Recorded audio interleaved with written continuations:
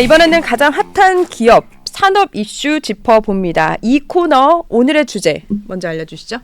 네, 오늘의 주제 삼성전자입니다. 네, 삼성전자라고 말해주신 분은 곽상준 신한투자증권 부장입니다. 안녕하세요. 네, 안녕하십니까. 네, 반갑습니다. 이른 시간에 감사합니다. 네. 자, 오늘 이 주제에 삼성전자라고 쓰여져 있는데 사실 삼성전자가 심상치가 않아요. 보니까 그 최고의 직장이던 삼성 순위도 떨어지고 실적 주가까지. 그런데 일단은 전반적인 좀 진단을 해주시고 디테일로 넘어갈게요. 굉장히 어려운 상황이죠. 그 기술의 삼성이라고 네. 표현할 수 있고 기술 패권을 가지고 있었던 회사의 기술 패권이 흔들리기 시작했고 네. 여기까지 오게 된 거는 하루 이틀 시간이 걸린 건 아니다. 그런데 그렇기 때문에 이번에 이제 DS 사업 부분 부문장 네. 그 전영현 부회장이 사과문을 내는 이례적인 일이 발생했다. 근데 그 사과문에서 나왔던 내용들을 살펴보면 실제로 삼성의 심각한 내용들이 다 담겨져 있는 부분이다라고 볼 수 있습니다. 사실 직접 수장이 그렇게 했다는 거는 공식적으로 인정을 한다는 거기 때문에 더 심각하게 볼 수 있는데 이제 좀 요소별로 분석을 해보면 네. 앞서 그 잠정 실적 말씀하셨는데 어떻게 좀 평가를 하세요 이번에? 삼성전자 이번 실적을 통해서 확연히 드러나는 점은 중국한테는 쫓기고 있고 네. 최선단 그 사업에서는 진출을 못하고 있는 네. 마치 예전 LCD 또는 요즘의 OLED 같은 형국의 반도체마저 봉착하게 된 그런 네. 모습을 보여줬다라는 게 가장 안타까운 부분이죠. 근데 사실 삼성이 보면은 제가 알고 있는 이 삼성은 사과를 잘 하는 기업은 아니거든요. 그럼요. 근데 IR도 안 하고. 이 실적에 대해서 특히나 경영진이 메시지를 냈다는 거는 굉장히 이례적인 건데 그만큼 그러니까 오죽하면은 공식적으로 얘기했냐 이런데 어느 정도의 위기로 봐야 되는 거예요? 일단 그 기술 패권이 그나마 다행인 점은 한국 기업한테 넘어갔다는 건 다행이에요. 저희가 느끼기에는 이제 반도체 사업의 네. 그 영업이익 기준으로의 수위는 네. 삼성전자가 아니고 네. 하이닉스다. 하이닉스다. 네, 이렇게 보면 아마 2분기에도 실제로 그랬습니다만은 3분기는 확연하게 더 드러날 것이다. 네. 라고 보고 있습니다. 그 말씀하신 대로 지금 가장 보고 있는 부분이 이번에 삼성전자가 나온 실적에서 4조 정도가 DS 부분일 거다라고 얘기를 하면서 하이닉스는 한 6조 넘게 돌파할 거다고 하는데 그 DS 부분만 보면은 역전하는 거 아니냐 이런 말까지 나오고 있거든요. 역전된 거라고요. 역전된 걸로. 네, 그러면은 그래서 기술 패권이 이미 넘어갔고 네. 그것은 문제가 뭐냐면 HBM을 못 만들었다라는 사실에서 근거한 것보다 더 근원적인 문제가 있습니다. 전영현 사장님의 그 발언들을 보면 그 내용들이 상당히 나오거든요. 네. 그러니까 어떻게 얘기하냐면 그 첫째 하면서 뭐 이거저것 고치겠다고 하면서 기술의 근원적 경쟁력을 복원하겠다라고 했어요. 네. 여기서 기술의 근원적 경쟁력을 뭐다라고 표현할 수 있냐면 디램 경쟁력이에요. 그러니까 이쪽에서는 여러 가지 이야기들이 있습니다. 네. 그러니까는 패키징을 잘못했다. 마지막 이렇게 층을 쌓아서 층선, 세우는 이 부분이 좀 열처리가 안 됐다. 뭐 이런 얘기가 있는데 보다 근원적으로 봐서는 전영현 사장님의 발언 뒤편에는 이게 있는 것 같습니다. 기본적으로 디램을 잘 못 만들었다. 기본적으로 네. 아예 시작이 그렇다고 보는 건가요? 네, 그리고 업계에서는 이미 그렇게 얘기를 하고 있고요. 하이닉스에서는 최근의 디램에 있어서는 우리가 훨씬 더 앞선다라고 자신하고 있어요. 네, 그러니까 이건 굉장히 놀라운 일이에요. 3년 전으로만 돌아가면 그렇죠. 삼성전자와 하이닉스의 기술 격차는 한 1.5년 정도 났었는데 오히려 지금 기술이 뒤졌다라는 것이죠. 그러니까 우리가 이제 원빛 공정이라고 표현되는 미세 공정이 있는데 이 공정에서 삼성전자가 계속적인 기술 혁신에 실패했던 거죠. 한 2, 3년간 그런 어려움. 마치 인텔이 14나노 공정에서 10나노 공정을 몇 년간 못 내려오면서 기술 패권을 잃은 거하고 똑같은 구조가 지금 삼성전자 그 메모리 시장에서 발생했다. 이렇게 볼 수 있겠죠.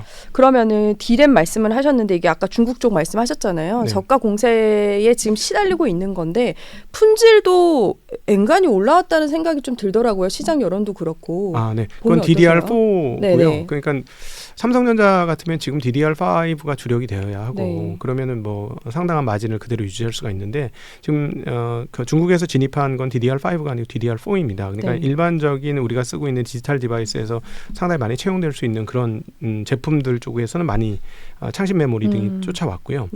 그쪽에서 이제 마진이 꺾이고 있는 거예요. 우리가 과거에 이제 LCD 쪽에서 LG 디스플레이가 고전을 했던 게 뭐냐면 LCD 라인에서 돈을 벌고 있다가 그 돈을 버는 걸로 OLED로 넘어가려고 했는데 갑자기 갑자기 중국이 LCD 라인을 급작스럽게 쫓아오게 되면서 네. OLED로 투자를 할 돈이 안 생겼어요. 그렇죠. LCD에 돈을 못 버는 거예요. 그러면서 디스플레이가 굉장히 어려움을 겪었는데 약간 그 모양까지는 아닌데 그거보다는 훨씬 상황이 좋습니다. 삼성전자는. 네. 근데 그 DDR4에서 돈을 꾸준히 벌어야 되는데 그쪽에서 마진 압박이 생긴 거예요. 중국 애들이 중국 제품들이 진출을 하게 되면서. 근데 DDR5로 이렇게 나가면서 가야 되는데 DDR5 파는 쪽은 시장이 지금 별로 그렇게 좋지 않아요. 네. 그러니까 일반적인 디지털 디바이스 시장이 별로입니다. 지금 21년도 코로나하고 나서 너무나 많은 제품들이 팔렸어요. 그러니까 지금 좀 전반적으로 수요가 위축기예요. 그것이 풀리지 않고 있는 상황이고 그러면 새로운 시장이 열린 거는 HBM이에요. 네. AI 가속기. 그러니까 엔비디아로 그 대변되는 엔비디아가 만든 칩셋에 들어가는 D램인 네. HBM을 만들면 이거는 엄청나게 마진이 좋아요. 그러니까 하이닉스 이번에 3분기 실적 보면 아시겠지만 마진율이 영업이익률이 네. 굉장히 높을 겁니다. 왜냐하면 최첨단 제품 HBM3, 3E 쪽은 하이닉스 거의 독점적 지위를 지금 가지고 있기 때문에 네. 마진율이 50% 그 부분 넘거든요. 그러니까 다른 거하고 믹스를 해도 꽤 높은 마진율이 나오게 될 텐데 삼성전자가 여기 진출을 못한 거예요. 네, 그러니까 너무나 애석한 부분이죠. 그럼 그 다음 단계를 준비해야만이 치고 나갈 수 있는 방법밖에 없는 걸까요? 아니요, 다음 단계가 아니고 지금 잘해야죠. 지금 당장? 네, 그 다음 단계 하다가 망한 쪽이 파운드리 아니겠습니까? 그렇죠. 네. 옛날에 뭐 14나노까지 너무너무 잘했거든요. 14나노 파운드리. 이건 파운드리는 메모리하고 다른 영역입니다. 네. 반도체를 제작해주는 공정인데 14나노까지는 TSMC 정말로 따라잡을 것 같았어요. 그렇죠. 그래서 네. 굉장히 많은 투자를 했고 EUV 장비도 많이 들여놓고 해서 우리 하겠다고 했는데 그때부터 오히려 스텝이 꼬이기 시작하면서 지금 와서는 계속해서 점유율이 떨어지고 있고 고객사들을 만족 못 시키는 그런 상황들이 있어요. 근데 삼성전자의 그 파운드리에서 나타나는 문제는 뭐냐면 선언적인 것들은 굉장히 많아요. 우리 게이트 올라운드 세계 최초로 했다. 네. 3나노 이거 처음으로 했다. 뭐 이런 선언적인 그 발표들은 많은데 실제로 고객이 없어요. 그러니까 이게 뭐가 문제냐면 그러니까 대외적으로 우리 할 수 있다라고 뭐 자격증 자랑은 하고 있는데 현장감은 하나도 없는 거예요. 그러니까 사실은 파운드리 사업이라는 거는 잠깐 딴 얘기지만 네. 말씀을 드리면 파운드리 사업은 완전 소매 고객 사업이에요. 그러니까 고객이 원하는 대로 다 갖다 맞춰줘야 되는 거예요. 근데 네. 이제 제가 이제 조금 안타까운 거는 삼성이 그동안에 성장했던 건 D램 사업으로 성장을 했거든요. 근데 D램 산업으로 성장할 때 어떻게 성장을 했냐면 일본 업체들을 물리치고 치킨 게임에서 이기면서 갔어요. 네. 근데 일본 업체들을 이긴 결정타는 뭐냐면 일본 업체들은 D램을 너무 섬세하고 잘 만들려고 하다가 비용 구조가 아주 나빴어요. 가성비가 나쁜 D램을 만든 거죠. 근데 네. 삼성은 그걸 꿰뚫은 거예요. 이 D램은 아주 초첨단의 제품을 만드는 게 아니라 가성비 좋은 제품을 만들면 되는구나 해서 가성비 좋은 제품을 엄청난 수량으로 만들었어요. 네. 그래서 치킨 게임에서 1번을 납작 누르면서 세계 최강의 메모리 업체가 되게 된 거거든요. 근데 문제는 뭐냐면 이 D램이라는 건 D램 직접 사보신 적 있으세요? 직접 사본 적은 없는 것 같아요. 컴퓨터를 샀지 D램을 산 적은 별로 없으실 그렇죠. 거예요. 예, 그러니까 뭐 컴퓨터를 직접 자기가 만드는 매니아 아니면 D램을 직접 사는 일은 거의 그럴 일은 없습니다. 거의 없죠. 예. 네. 그러니까 이 소매 판매할 일이 없어요. D램이라는 건 그렇네요. 다 그렇게 도매장사. 해석하면, 네. 쉽게 얘기하면 B2B 도매장사입니다. 그러니까 업자들한테 이 가격에 이 정도인데 갖고 가려면 갖고 가고 말라면 마. 고객 서비스가 별로 필요 없어요. 가격 경쟁력이 중요해요. 근데 파운드리는 전혀 달라요. 각각 개별 고객단에서 원하는 바대로 만들어줘야 되는 거예요. 그렇죠. 그러니까 저희들이 느끼기는 뭐냐면 삼성전자가 이런 고객 서비스 마인드가 있느냐. 이 가전에서는 고객 서비스 마인드로 성장하는 회사인데 가장 그 돈을 많이 벌었던 메모리 사업을 통한 반도체 사업 쪽에서는 좀 영역이 달랐다는 거죠. 그러니까 왜 그렇지 못하다라고 우리가 생각을 하냐면 지금 세계 최고의 파운드리 회사인 TSMC는 네. 정말로 많은 밑에 밸류체인들이 있습니다. 그러니까는 같이 도와주고 협력하는 협력사들이 정말 너무너무 많거든요. 네. 거기에 비해서 삼성전자 파운드리의 협력사들은 그렇게 많지 않아요.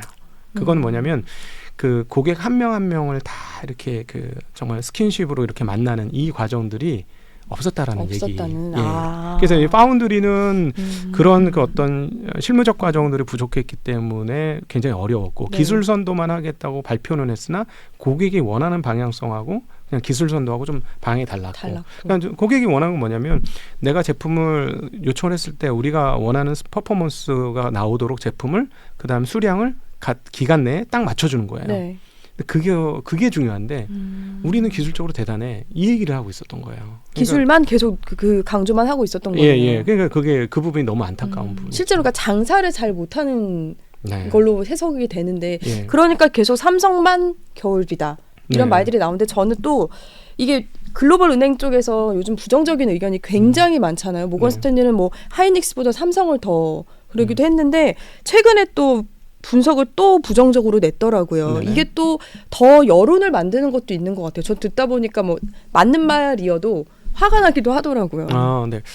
그 이제 모건 스탠리에서 바로 어제도 분석 자료가 나왔는데 네. 그거는 이제 좀 분리해서 해야 되는 얘기를 해야 되는데 그 HBM에 대한 이해도가 조금 떨어진 것 같습니다. 제가 보기에는. 아, 그래요? 네. 그래서 HB에 대한 분석을 잘 못했고요. 그 왜 그러냐면 이거는 이제 하이닉스 얘기예요. 삼성전자 얘기 네네. 아니고 하이닉스 같은 경우는 내년도 1분기까지는 거의 매출이 확정적입니다. 그 네. HBM에 있어서는. HBM. 그리고 앞서서 말씀드렸지만 최선단 공정은 그러니까 최신 제품은 가격을 높게 받을 수 있어요. 네. 높은 마진을 향유할 수 있고요. 근데 경쟁자가 있으면 그 마진율이 떨어지기 시작하겠죠. 네. 근데 지금 마이크론 테크놀로지라는 경쟁사가 하나 딱 있습니다. 네. 메모리 업체에서. 그 업체가 진입을 했습니다만 그 업체의 어떤 생산 능력은 그렇게 크지 않아요. 그래서 그 시장에 뛰어들 수 있는 공간은 많이 없고요. 네. 그 보고서는 뭐냐면 삼성전자가 뛰어들면 그 시장이 이제 그 물이 흐려질 것이다. 마진이 떨어질 것이다. 이렇게 얘기했는데 저도 그랬으면 좋겠어요. 삼성전자 근데 진입한다는 소식이 강간무소식이에요.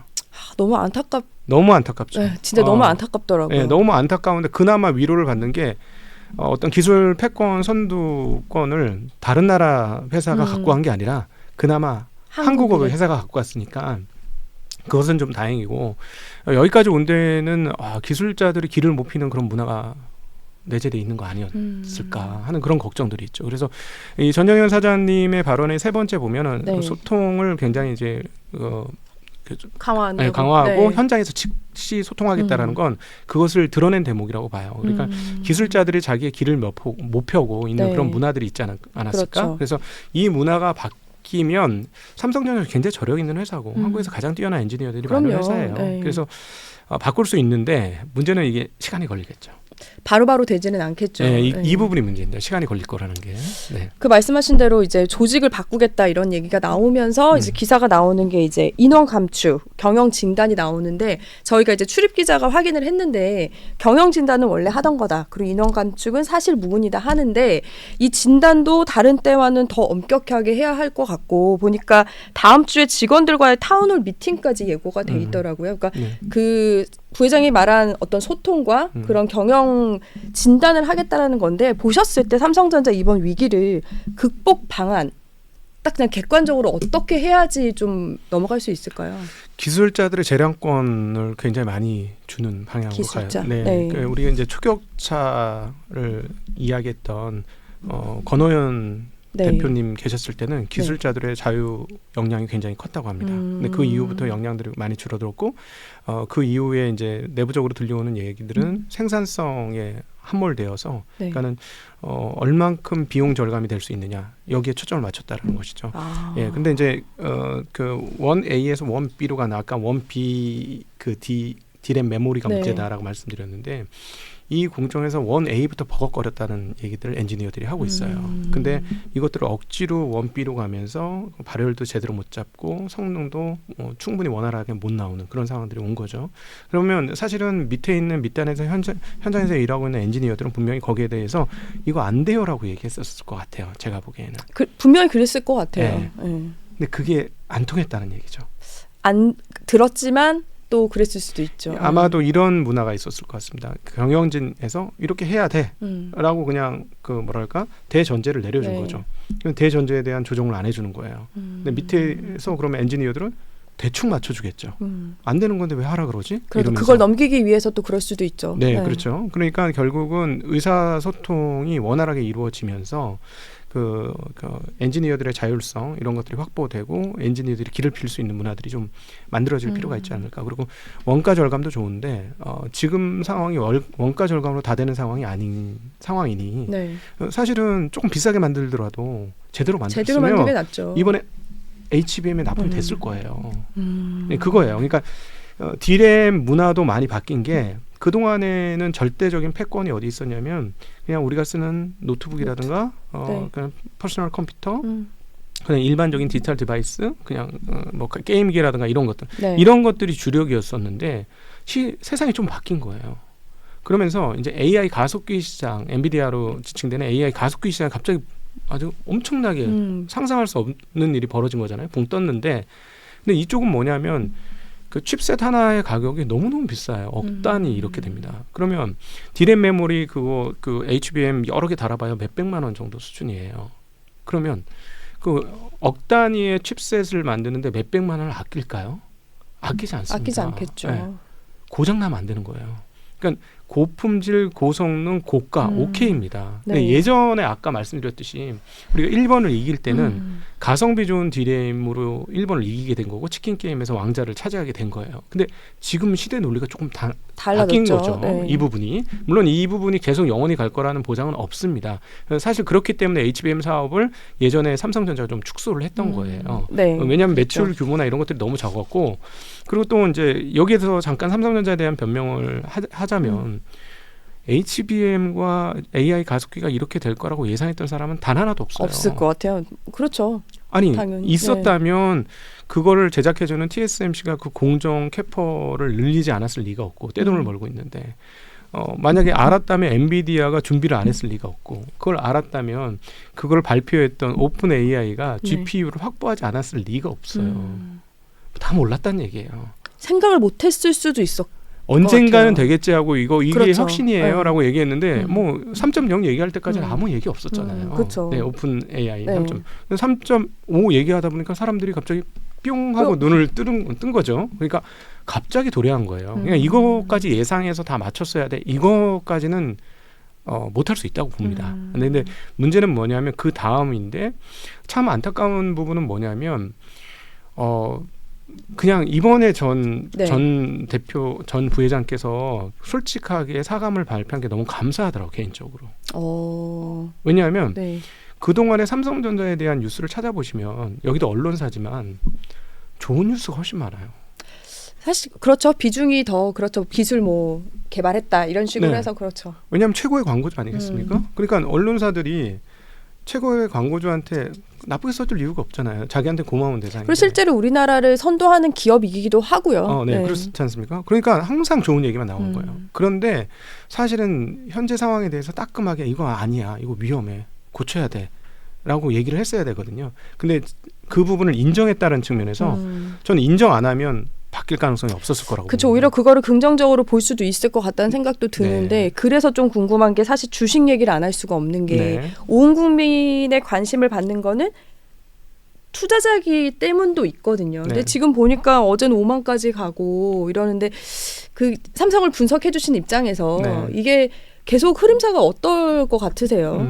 주식은 심리가 한 9할쯤 되는 것 같습니다.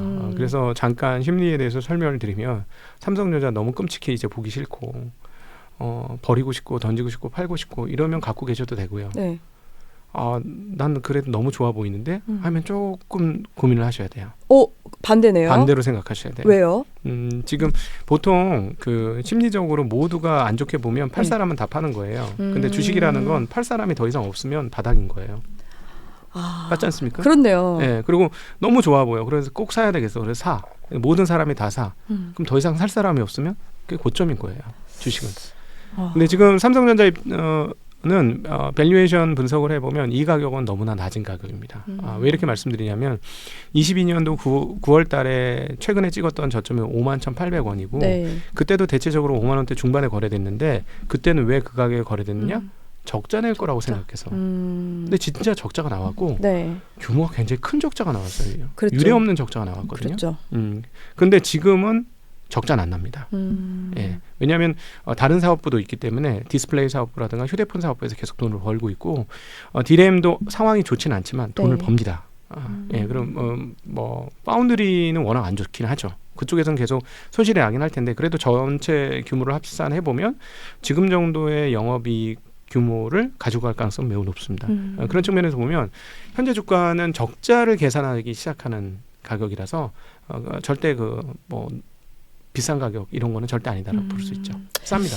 말씀해주신 대로 그래도 대한민국 1등 기업인데 얼른 이제 수장의 말처럼 소통도 하고 기술자들의 기도 좀 살려서 좀 우리나라도 같이 클 수 있는 거니까 좀 좋은 소식이 있었으면 좋겠는데 다음번엔 좋은 소식으로 한 번 더 말씀을 나눴으면 좋겠습니다. 시간 네. 금방 갔네요. 네, 곽 부장님하고는 여기서 인사드릴게요. 감사합니다. 네, 감사합니다.